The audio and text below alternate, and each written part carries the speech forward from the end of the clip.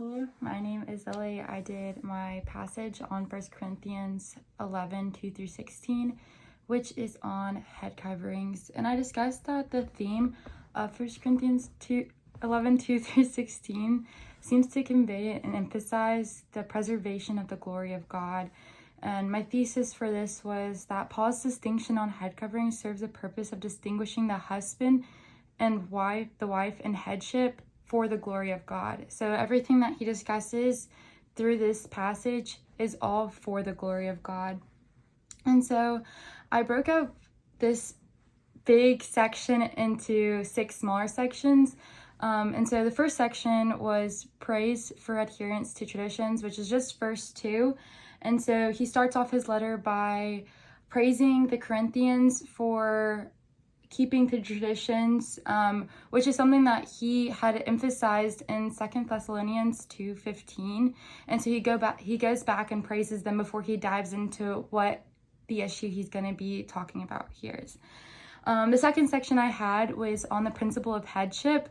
This is seen in verse 3, and here he kind of appeals to Genesis 3:16, which talks about, it says, your desire shall be contrary to your husband, but he shall rule over you.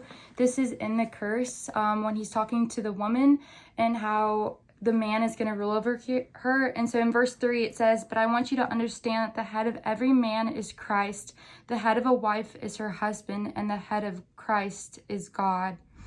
And so here he's establishing the headship and how it's supposed to be, that the head of the woman is her husband, the head of the husband is Christ, and the head of Christ is God.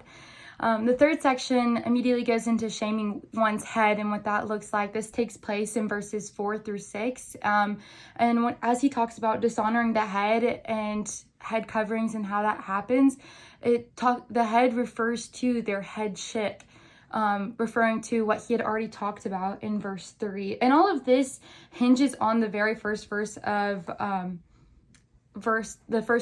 chapter 11, which is be imitators of me as I am of Christ. It gives him that authority to go into this and discuss this, which was an important note to make. The fourth section is on obligations of men and women. It is verses 7 through 10, and it looks at Genesis 1:27, which I'm going to pull up really quick. And this states, so God created man in his own image. In the image of God, he created them, male and female, he created them. And so here, Paul isn't in any way saying that woman is not created in the image of God, because clearly that would contradict what's said in Genesis 1:27. So we know that to be true, that women are created in the image of God. However, Paul discusses that it's man's glory, and that's why they're to cover their head in times of worship, is that because man is the glory of God, he was created for God, but woman was created from man as a helper to him. She is his glory, but man is God's glory. And so therefore a woman should cover up the glory of man so that way God's glory can be seen, which is really interesting because, like I said, this whole passage is about God's glory, but when you dive into it, you can really see how Paul is really emphasizing that God's glory be the one that's seen and not anything else. And especially in this time of worship, how important that is. And he kind of furthers this idea in the fifth section I have, which is on principles of interdependence, which is 11 through 12. And he's stating, women are necessary. They're not any less important. I mean, it says that man comes from woman just as woman had come from man, and so they're both interdependent on each other. There's not this idea that women aren't needed. It's just a different situation, and it's all for the glory of God, so that way God's glory can be seen. And then he moves on into the sixth section of this passage as appeal to nature, which takes place in verses 14 through 16.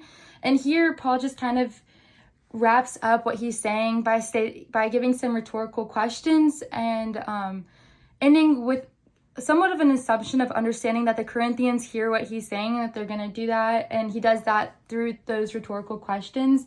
And so we can see through this passage that Paul is not concerned with women being able to worship. Instead, it's about how they worship, not if they can worship in this passage.